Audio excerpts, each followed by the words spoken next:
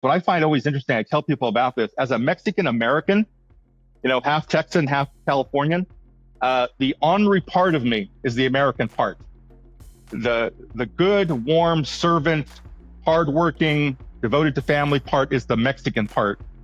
The part that doesn't want to be messed with, don't tread on me part, the entitled part, the privileged part, the part that's going to shove a boot up your ass if you're violating people's rights, that's the American part. And that's what Mexican American's all about. And these people in California on these videos, they're tapping into their Mexican American, the American part. And as an American, they're not going to be pushed around. Hello, everybody, and welcome back to the Latino Vote podcast. If you're in Washington, D.C. right now, you are not living on the sun. It is hotter than Hades. I cannot tell you how much my titties are sweating right now, and I'm in my house and the air conditioner's on. It is out of control, Mike Madrid. What's going on in Sacramento? It's nice. It's real crisp this morning. Are your morning. titties sweating? No, not sweating at all. Just feeling really nice, real temperate. Let's imagine what I think D.C. should be, and you're probably feeling what Sacramento should be. So I'd say I met with a guy. Let me interrupt you. I met with a guy from California last night, the congressman from Santa Barbara. He said the weather's nice there all the time. Salute Carbajal. Yeah, it's like a 3-degree range. It's the best, the most incredibly beautiful microclimate in the world.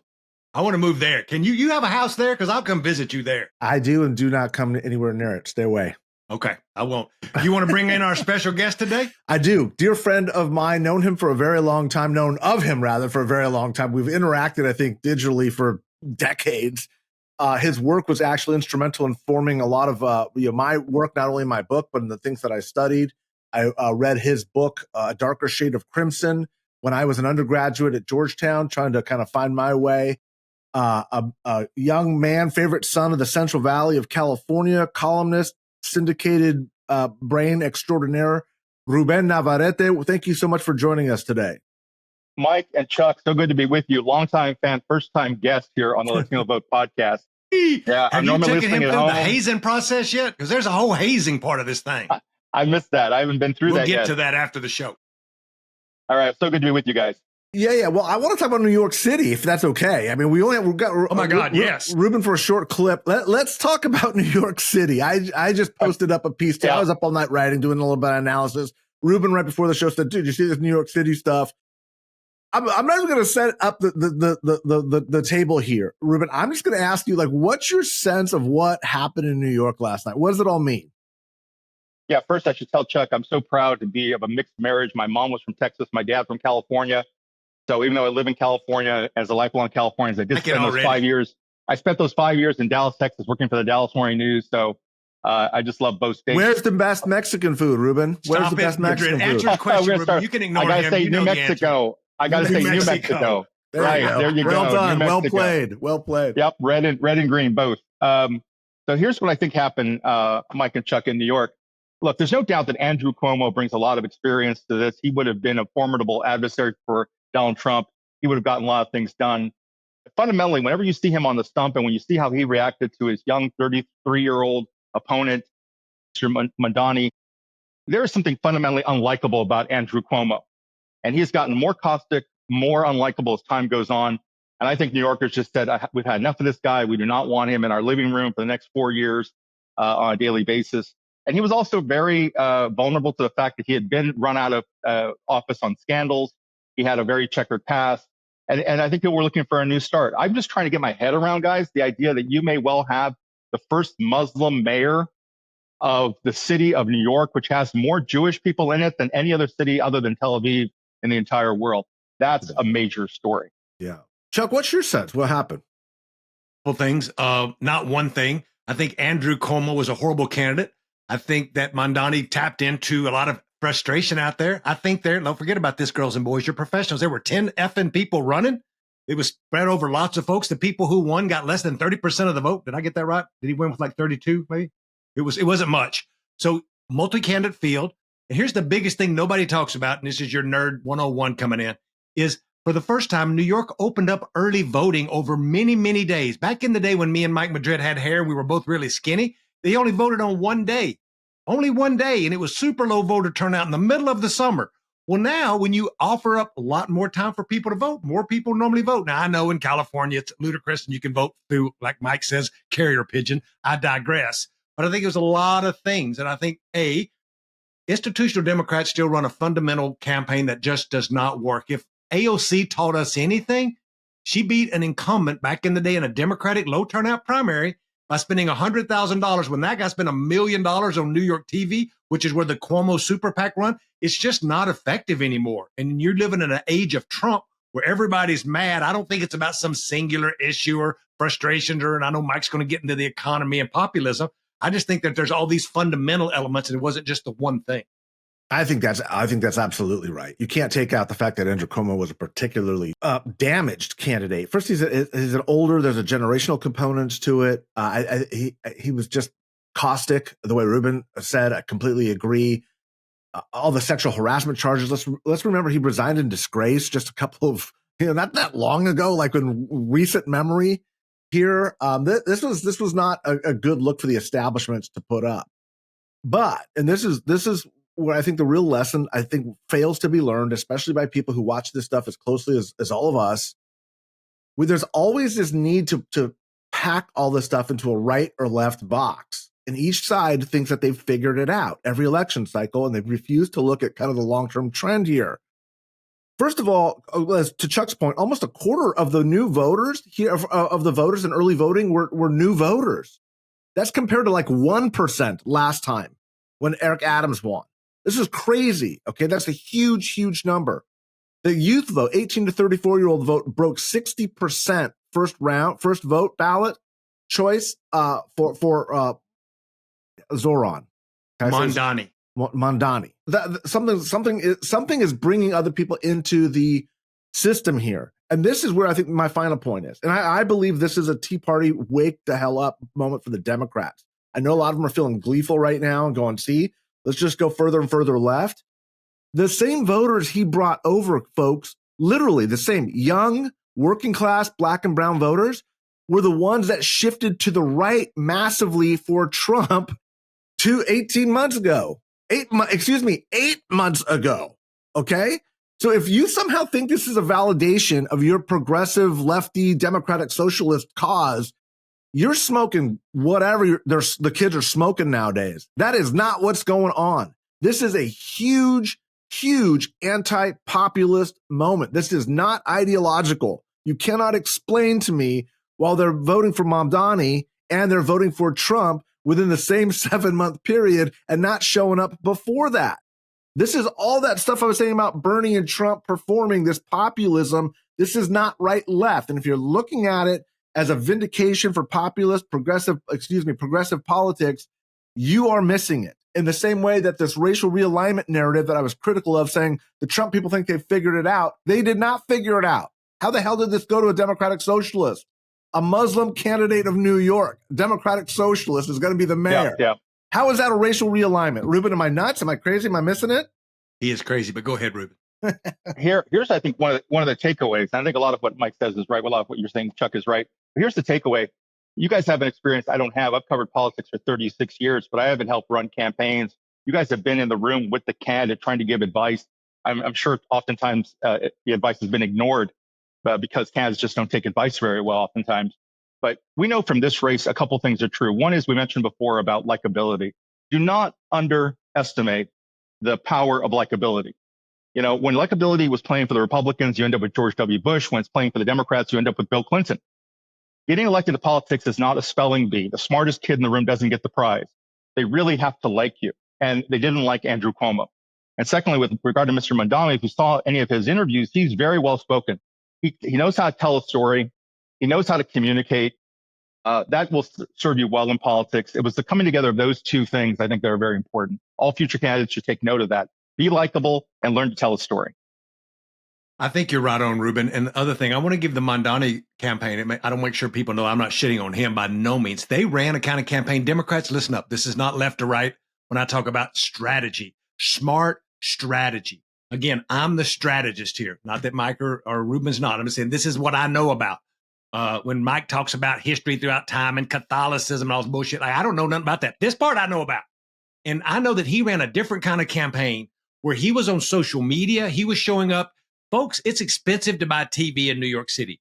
It's a multi-ethnic groups of people that live all over the city, and certain people that's better with others. But the way that he ran a modern campaign and was pushed out by establishment Democrats and pushed at, whether it's whatever their ideological reason was, I see this a little bit different, but I wouldn't say populism, which I agree with Mike on, but about this anti-establishment, which is also a Trump thing. That's what Mike is talking about. At least I understand him that way.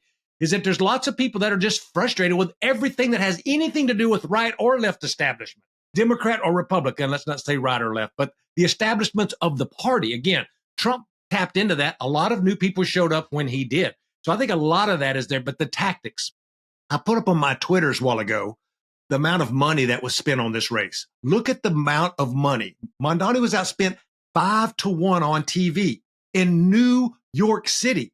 And I just pulled up the numbers to make sure that we got it right, Andreas. I didn't want to be sued by the lawyers. Mamdani got 43% of the vote, and Cuomo got 36%. That's before they retabulate for the way that they do the counting there in this thing. But the establishment, that was a big part. Anti-establishment movement, populist movement, campaign strategy. And the last thing I'll say is there's in the New York Times this morning, a really dear friend of mine who worked with me and Ruben Gallego named Rebecca Katz. She was a strategist with me from day one. She wrote a really thoughtful op-ed about how the party also tried to push out Ruben Gallego. Now, Mike may not even know this, when he first decided to run because Kirsten Sinema was still in the race. They said he was too bombastic. He was too loud. Me and I won't put Ruben in this, but me and a few other folks thought that they were saying he's a little too Latino to be the senator, and they didn't want him to run. I'm going to be honest with y'all. And they tried to be like, no, he shouldn't do it. But she related that to the experience she had because she was running the super PAC for Mamdani. So I think, and we did really good with Latinos. I'll stop that and see if Ruben or Mike have any thing to add to that. Well, I think there's always that concern, besides those 5 years I spent in Dallas, I also was blessed to work for 2 years in Arizona at the Arizona Republic as a reporter and columnist. And, the old Arizona does not give way to the new Arizona lightly or easily as it becomes more and more Latino, as the city and state become much more Latino, as immigrants have a bigger presence in the state of Arizona. There's been enormous pushback by white folks. And so I'm not surprised that there was initial suspicion about Ruben Gallegos that somehow he was going to be too Latino. Any one of the three of us would have been considered too Latino in the state of Arizona. It just wasn't ready for change. Yeah, we'll take Latino, but I'd have been way too red. Yep. So I think it's a point well taken, because that's clearly happening all over the Southwest, guys. It's happening all over the Southwest as one old order gives way to the new order. And I've wondered for some time, I talked to Mike about this last week when I interviewed him on my podcast, Ruben in the Center. I said, for sometimes people have wondered, what are white folks going to do as Latinos, become more and more a greater percentage of the population?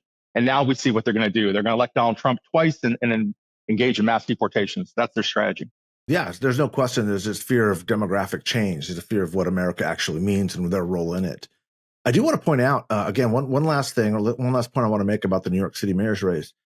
As somebody who has fiercely defended polling as an institution and the science behind it, the polls were wrong.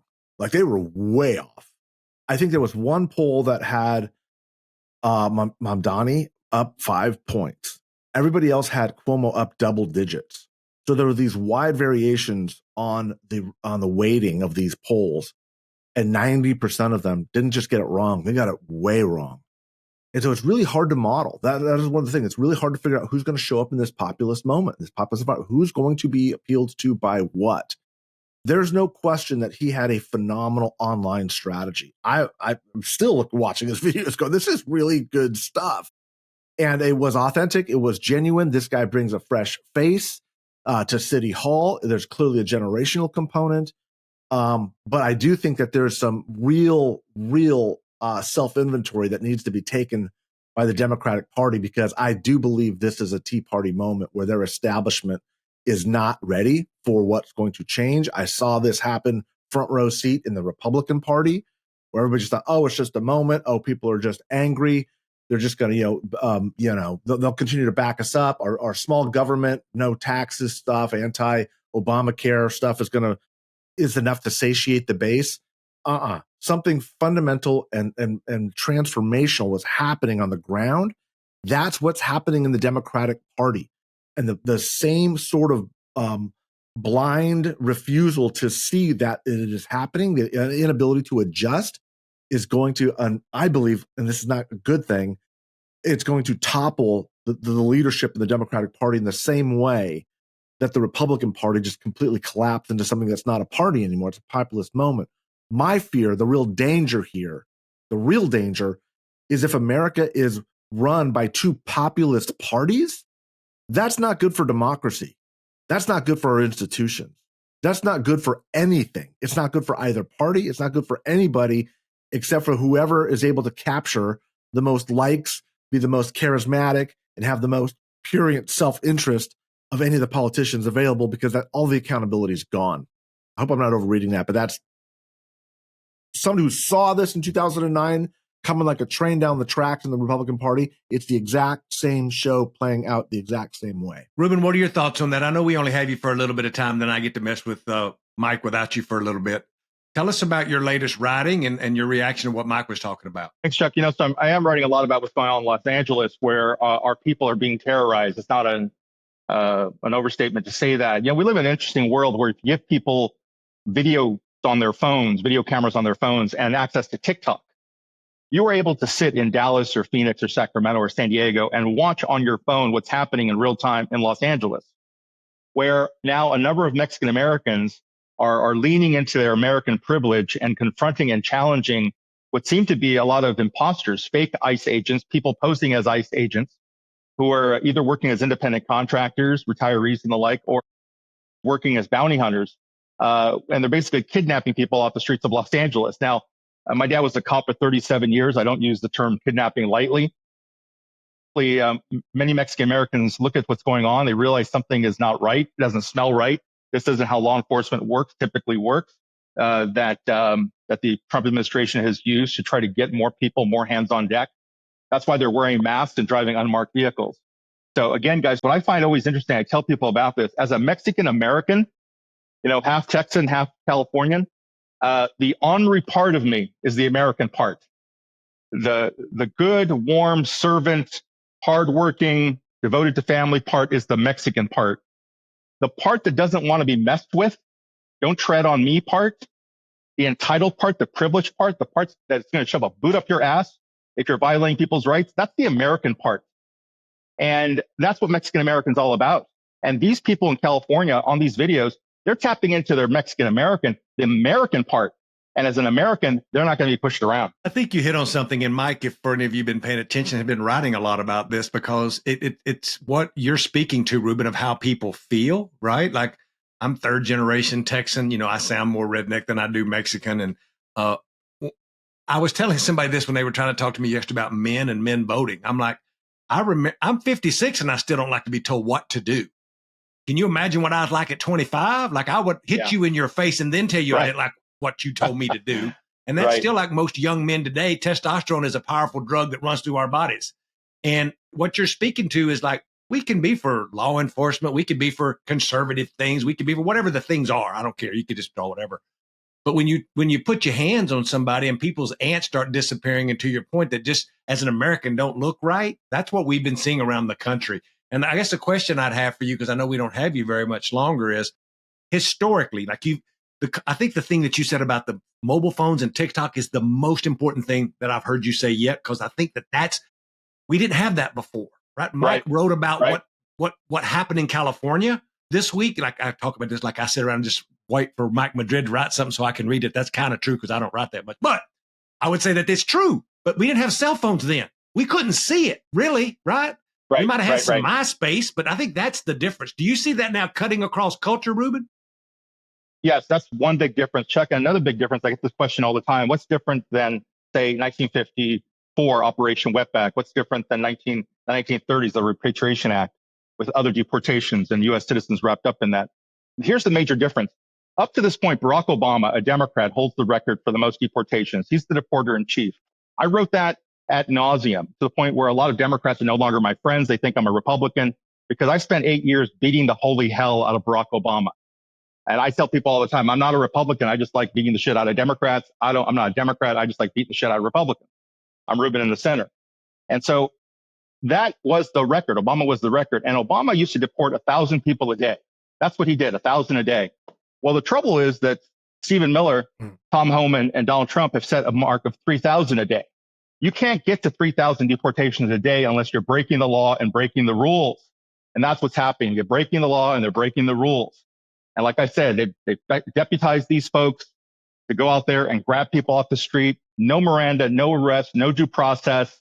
This is not America anymore. This is occupied LA. I got to say, the last episode that we had with Jack Herrera was mentioning just how many U.S. citizens are being wrapped up in all this. And you mentioned Operation Wetback. You mentioned the Repatriation Act. There were enormous, like breathtaking numbers of U.S. citizens wrapped up in all of this. Why are we okay with it when it's Mexican Americans? Why is America okay with it? This isn't new. It's happening every day in Los Angeles. It's happening every day in most parts of the country, but mostly in Los Angeles. This happened in the 50s. This happened in the 30s. Where is the outcry saying, is a systemic anti-Latino racism that endemic in American culture? So when you bring me back, I want to talk about this with you because I'm thinking a lot about this, writing about this, and talking to people about this. And at the essence, Mike, it's what it means to be Mexican American, to be of neither here nor there, to be, like Chuck, I grew up in farm country, like you, Mike, grew up in the San Joaquin Valley. And I've spent maybe my whole life around tios and tias trying to figure out, are you American? Are you Mexican? In Mexico, we're called Americans, and here we're called Mexicans.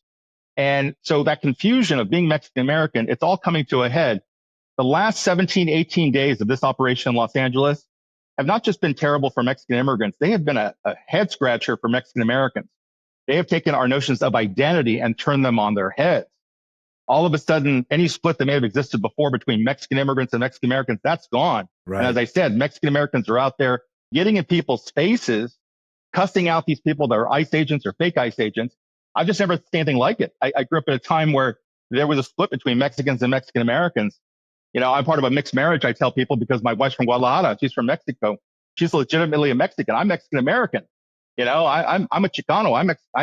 I'm of this side, right? I'm from the north. And so to that end, I think there's a lot we can unpack in terms of being Mexican Americans. And when I come back, I'd love to talk to you guys about that because this is really a defining moment. What's happening right now, we may not be able to see the forest through the trees, but on the plate, on the menu is Mexican American identity, and we're unpacking it all. Richard Owen, thank you for being with us today, and we're going to have you back to have a much longer conversation. And I appreciate all your writing and appreciate you being here. Chuck, thank you so much. Chuck and Mike, thank you so much. Look forward to the next time. Well, welcome back from the commercial break. Hey, Mike, why don't we get some commercials? Because I need to start getting paid for this shit. Because I think we need like Coca-Cola. Maybe is Xerox still around or IBM? I thought you were underwriting this whole thing. I was waiting. This is why I'm losing money. I didn't even know it. He's probably got access to my checking account. He's probably got access to my checking account. I don't even know it. We do need some sponsors, but in the interim, what people can do is subscribe and like and share this and build up. How'd you like that segue? That does help us build this. This audience is growing. This is largely a podcast audience, but the YouTube channel has caught up significantly. Engage with some of those comments. Help us out with that algorithm. Chuck, you can look that up later. What that means. I had algorithm one time, but I got a shot of penicillin. It went away. Help that algorithm build that audience up. It helps us get some of these bigger key guests. Chuck, guess where I'm going to be this weekend? The one guest. Let me see. South of France. South of Miami at the CPAC Latino inaugural event. You better wear a bulletproof vest. I may be dead. They may kill me. They may hunt me down, and I may never be found outside the Everglades of Miami. I mean, if I don't show up, I'm showing up. No, I checked in as a Latino Vote podcast. I said I want media credentials, and they're like, "Oh, Latino Vote podcast? Yeah, sure, of course. We know who you are. They know who we are. You really are going to get killed. I'm gonna get killed. Yeah. So if my body is, if I don't show up, look for me in the Everglades somewhere. The Gators don't get me first, but I don't know what to expect. Is it gonna be a shit show? Explain to the audience what you're talking about. Yeah, I'm sorry. I forget. We have kind of a left of center audience here. This is CPAC, the Conservative Political Action Committee, which was founded by Ronald Reagan back in the 70s. It's sort of a conservative insurgency in the Republican Party, has maintained itself and kept going. This has been that kind of crazy right-wing circus show that Donald Trump and all the right-wing figures show up to, the Charlie Kirks, the Diamond and Silks, the nutcase. A number of Latinos, largely Cubans from South Florida, shocker, I know, decided they want to do one for Latinos. And so they're going to do the first one in Miami. And I got wind of it. And I sent in my request for press credentials because I wanted to do a show. I thought maybe Chuck and I could go down there and show up together and start doing a podcast. And he got a little bit scared, as those Texan boys sometimes do. I, of course, am fearless. If I was scared, I'd call 911. I ain't fucking scared. I'm going fishing. So I'm heading down there by myself with no backup. I'm going into the lion's den, and I'm going to sit down and talk to some of these folks about what's going on in this country. I'm going to talk to them about Trump. I'm going to talk to them about the deportations. I'm going to talk about what's happening in Los Angeles. I'm going to talk to them about what's happening in Florida, Miami, where Cubans and Venezuelans are being deported. So again, I'm not too sure what it's going to be looking like, but I will be writing on it extensively, and I will be reporting back. And Andreas, I'll be talking to you about getting some clips so that we can revisit on this next Wednesday, because if I am still alive, I will be reporting back from the first inaugural CPAC Latino event in South Florida, Miami. Be there, be square. What day are you going down there? I'm flying out on Thursday, tomorrow, and then I'm gonna be there a day to kind of make the adjustments, get some writing done, and then Saturday morning and Sunday, both days of the weekend, I will be there for CPAC. So it's funny. I'm connecting in Miami on Saturday morning. Well, so if you need a go bag, I'm connecting. There you go. In Miami. I'm flying to Tulum from Miami because I'm fishing about 2 hours south of Tulum, going towards Belize in a little place called Punta Allen in the Ascension Bay. I'm taking 9 of my brothers down, which is my fishing guide and financial advisor from the Keys down there, and my fishing captain from the Keys, a couple other Latino operatives. Luis is going with me. Alexis from Ecky's Lab is going with me. It's a whole crew of my boys. And we do this every 4th of July, Mike. You should get in on some of this good fun. And we're going to fly fish all week long for tarpon, hermit, and stuff down in Mexico. I got to go down for that. That sounds like a rich redneck sport. You must be doing good. Solidarity strategy. It's a discount place. I'm at the discount lodge. I'm not. There's a nice lodge down there, but I'm at but it's still. I don't let these clothes fool you. I got enough money to go fly fishing. I save all my money, as me and my wife talk about what they call the liquid capital. I put it into fishing. Well, I'll tell you what, next July 4th, maybe we should go to the Pacific side of Mexico. I'll take you fishing over on that side. I will have a whole conversation, but I've already booked next 4th of July's fishing trip, and I will be in the Baja, California. Oh, okay. Well, close enough. So we should figure it out, because you can meet us down at the Los Locos. We're going to go rooster fishing. I don't know what a rooster fish is. I'll tell you, anyway, we're getting off topic here, but that was such a great conversation with Ruben and talking about the New York City's mayor's race. It's like, I'm going to be on TV a lot today, and I've got a Substack later today, Mike, with Adrian Carrasquillo, our New York reporter, who's going to be giving us. Too. Yeah, he's going to be on. And so if you're listening to this on Friday, go back and check out Adrian's Substack with me, because he had interviewed Mr. Mamdani just 2 days before the election. Mm-hmm. And what's going to be interesting to look here as we talk about New York, and I know there's other news, we can talk about what's going on in the Middle East. But I'm really curious to see, Mike, where Latinos came down on this. Because I saw, as you said, the polling was wrong. And so I saw a time when Cuomo supposedly was winning the Latino vote. I saw when, obviously, Mamdani was winning the Latino vote. What I've seen here in the last 24 hours is Mamdani has supposedly was winning. I think there's probably an age gap and difference in that. But I'd be curious of your thoughts on what you were seeing with preliminary numbers. Yeah, no, Mamdani won the Latino vote, which is all to my point here. And again, I just posted a Substack on this right as we started recording. Look, there's no other way to read this with what happened with Latino voters. If there's some sort of spin that this is somehow progressive leftyism, winning with Latinos, you're missing the point. This is literally the same voters that voted for Donald Trump 5 months ago. Like, wake up. Can I stop you? Yeah. Are you talking about because New York City and places in New York City had the biggest jump for Donald Trump? Yes. In the same precincts where Mamdani won. Same demographic. So there's all this navel gazing with all these supposed Latino experts and journalists who cover this, no, I'll say it again, the same way I was saying it before the 2024 election. Y'all don't understand this. And that's the same people that were making these proclamations in 2024 that were wrong are the same people that are starting to talk about it now.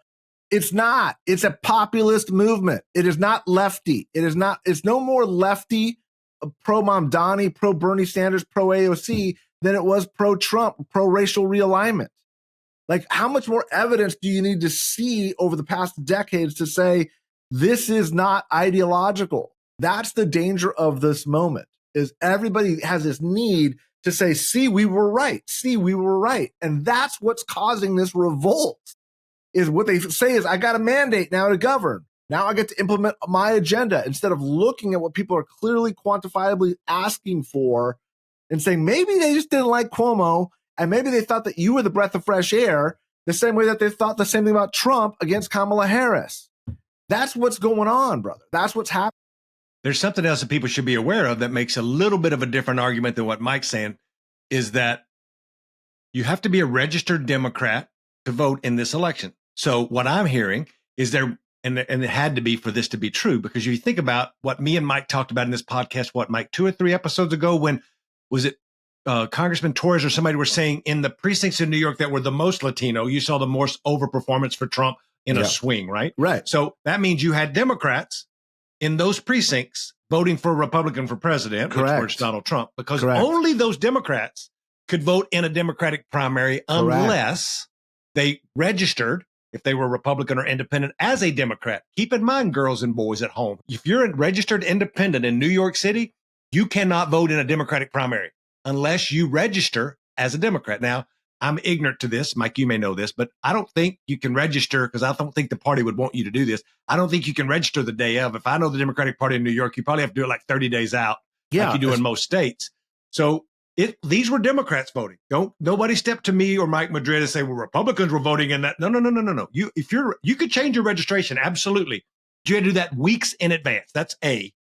And then B, the thing that I said that nobody's paying attention to and nobody's talking about, because I'm the strategist, is that all of this time for folks to vote, if you had to vote on one day in New York City, old black folks, old white folks, old Jewish folks, old any whatever you are, they showed up and vote because it was their job, and a small little group of Democrats controlled the city forever.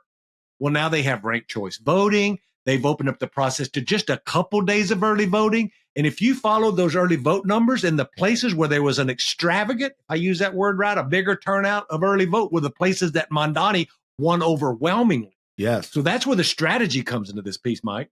Yeah, and not only that, but remember, it wasn't just Latinos; it was all working class communities, of all different. He overperformed with Asians. There was a heat map around, and I don't know much about New York, but I know that if you live around Central Park, it's rich if you can see Central Park. So I was looking at Central Park on the map of who won, and there's a line around the park, viewing of the park that Cuomo won. Yeah. And then outside of that, it gets poor as you go outside. That's exactly right. That's exactly right. And so, but remember also, like I said, the right wing was saying that there was a racial realignment happening in America. And I was saying, that's not right. Now, that's not what's going on.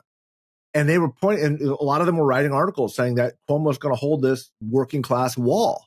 The same way the Democrats used to have their blue wall, the Republicans are now calling it their working class wall. This is their base of support that the Democrats can't make an incursion into.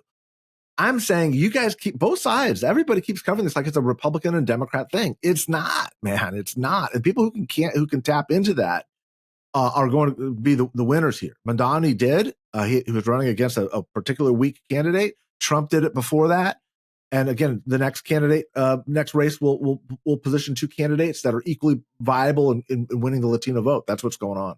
Let's also throw in here for all of you at home, you nerds, especially you, Andrew, who's always listening. Let's bring up, Andrew's my buddy who always listens. He always texts me after the show and tells me what we said was right and wrong, or like, why don't you correct Mike Madrid? You know, he ain't that bright. I'm like, I know, but I try. He's smart. Anyway, there was elections last night in Albany. There was elections last night in Buffalo. Progressive outsider candidates did really well there as well, to make Mike's point, my point, right? And let me say this to all of you who are like, well, Chuck Rocha don't like Bernie or don't like the left, or he's a Republican, or Mike Madrid is whatever. Mike is I don't know the words. He is using both examples of both sides, which is what you should be listening to. That the right gets this wrong to make it think that it's about Republicans, and the left gets the wrong thing is about Democrats. What happened last night could happen anywhere, but it may not be the same flavor as New York City. New York City is very liberal. New York City's got a lot of young people of color, quote unquote progressives, quote unquote all the things. If you take that same scenario to another city like Dallas, it don't work exactly the same. But what can work exactly the same is some kind of populist outsider that has some funding to run a real campaign for Congress, for whatever. That's what's really going to change here if we really pay attention. Do you agree, Mike? Not only do I agree, let me put an exclamation point on that. San Jose, California had races last night. That's a third, fourth largest city in California. My firm won. We beat the crap out of progressive candidates with moderate Democrats. So don't tell me this is a right or left thing. That's pervasive. Are they an outsider candidate? Some were, some weren't. My point is, this is not an ideological thing. It's a well-run, smart campaign that understands that the way you message and position to voters is going to be determinative on what happens here.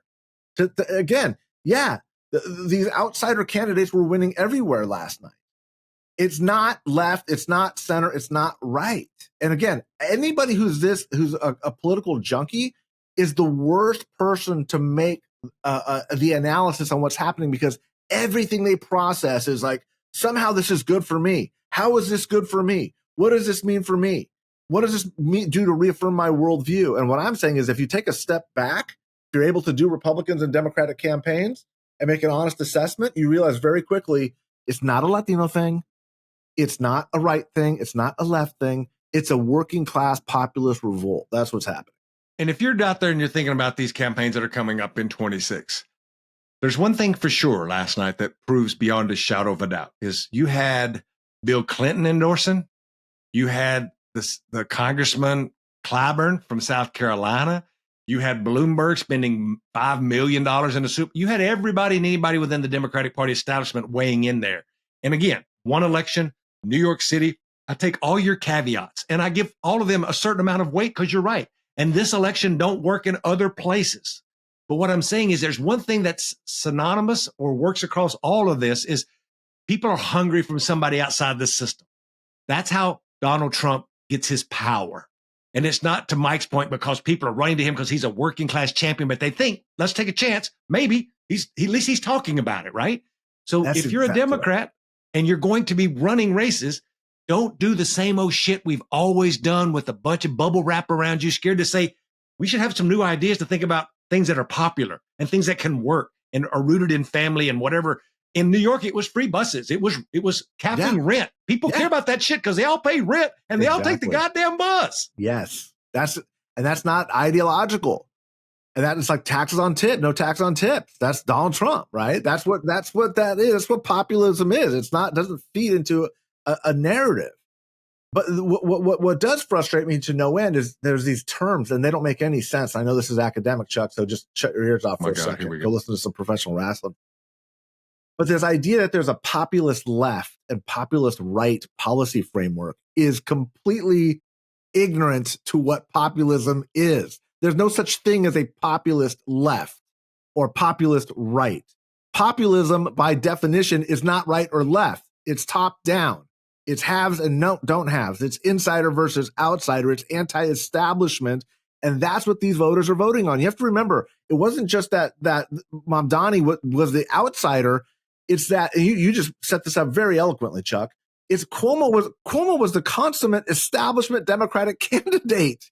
He had the Clintons backing him. He had Bloomberg writing him $5 million. He had all James the Democrats. Clyburn, who rescued Joe Biden. Yeah, they're all trying to create this establishment wall. We can't have these young Democratic socialists taking over. That's why I'm defining this as the Tea Party moment. The establishment is not in control of the party anymore. That doesn't mean the left is.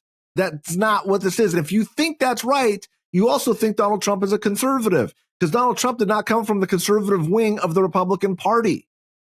Donald Trump vanquished the Republican Party and the right wing of his party and took it over and made it in his own self-image. The Democratic Party is sitting exactly in the same position as the Republicans were in 2009. That's what's happening. Write it down, boys and girls. Commit it to memory, because you're going to come back and say, that Madrid guy is smarter than I even thought he was. And he's brilliant. So I'm going to rewind and listen to this over and over and over again, because he's right. I'm popular. You're not popular. When I was in high school, I won most school spirit. That means I was popular. Woo! I was most in the cheerleading squad because you got cut from the football team. That's right. I was all of that. So look, here's what Mike Madrid is saying. That's the opposite. This is what Republicans are going to do with this victory. Now, whether it's the right wing, left wing, I agree with Mike that populism is populism. Say what's popular. That's why he's talking about There's ads being cut right now, Mike. You don't know this. Nobody knows this. Breaking news that a friend of mine told me that Republicans are making for the big, beautiful bill to run in Latino districts that says we just passed a bill to take care of giving you a child tax credit to make sure that there's no tax on your overtime. And if you're at a tip job, you're not going to have to pay. That's what this bill is about. No mention of Medicaid cuts while we're running commercials talking about Medicaid cuts. Now, these are two arguments. Let's see who wins that. But that's where Republicans are leaning in.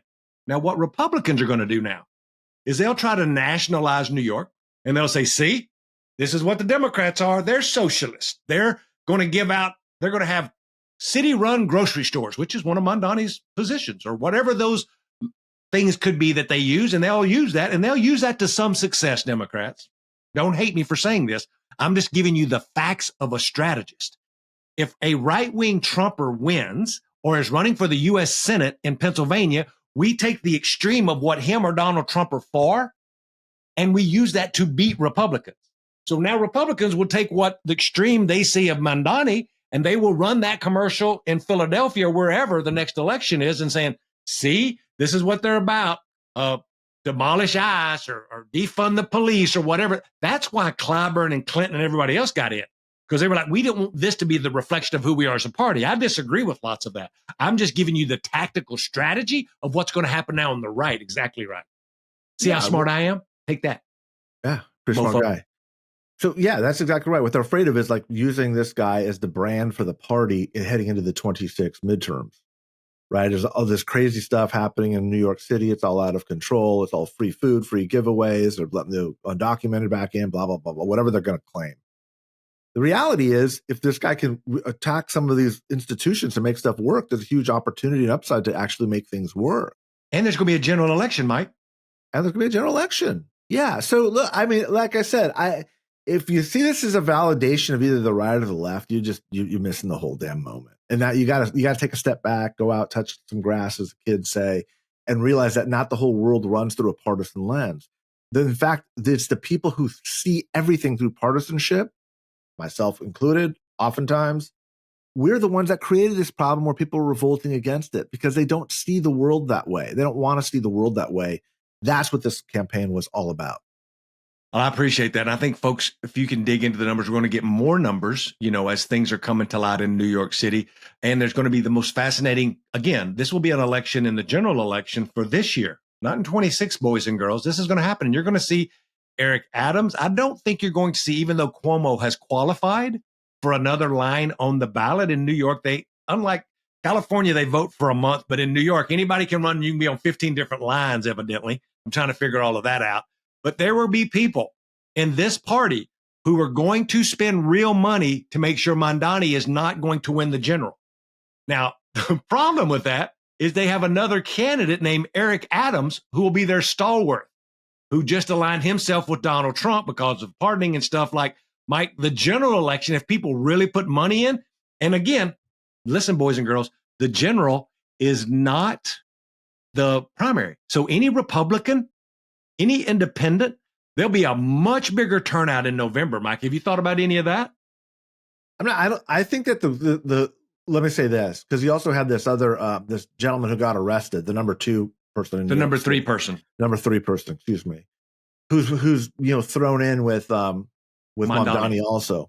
I mean, that the coalition is broad and it's deep, and the people that he brought back, you can't just chalk this up to anti-Cuomo sentiment. They're certainly part of that. And they ran a good campaign. They ran a great campaign. So I don't see how like a Cuomo resurrects, or will they get Orthodox Jewish voting for Mamdani? No, they won't. But Mamdani was winning some of the Wall Street precincts. It was like private equity guys were voting for the Democratic Socialists. Like I said, if you read that as a pro-democratic socialist position, you're crazy. This is an anti-establishment vote. And so I think he's clearly, of everybody else, it's basically what you're going to see in the general is the establishment trying to line up again and hold back the wall when their main defenses were already just routed. Like, what are you going to do? Get Cuomo to get 2 or 3 more points? Okay, even if you were successful, which you ain't, it ain't going to work. You get Sliwa, this crazy right-wing dude up there, the Republican. What are you doing? Like, what are you doing at this point? Just acknowledge it. send him a basket of fruit, some flowers, make amends with him, and try and sit down for the next 4 years and say, how can we work together as the mayor of New York City? This kid, and I'm going to call him a kid. He's 33 years old. My son is 35. I can call him a kid. Yeah, he's talented. This guy, he's very good. He's so good, not good, but when you can't teach people to have charisma. Right. He has charisma, man. He's good on the stuff. He's got it. He's great. And here's the thing. You can just tell, because we've been around these people for so long, he's not going to make an enemy of these guys on the right. He's going to do what he can to ingratiate them, bring them back in. He's aware. He realizes he's just taken on a whole new level, a whole new stature. And that doesn't mean he's going to change or compromise his policy positions, but he's not going to do it. I don't believe he's going to do it with a stick in their eye. I really don't. I think he's going to have this unique positioning. He understands the sensitivity of the Jewish community. He's built a multi-ethnic coalition.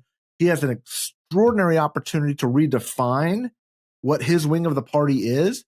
He's too smart to miss that opportunity. I think he takes it, and I think that Republicans waiting for him to overreach are going to be waiting a long time. Well, this was a great podcast. I really appreciate you getting Ruben to come on with us. For next week, just like I mentioned to everybody, if you're going to be at CPAC down in Miami, make sure for our 3 CPAC listeners that you go down and see Mike Madrid.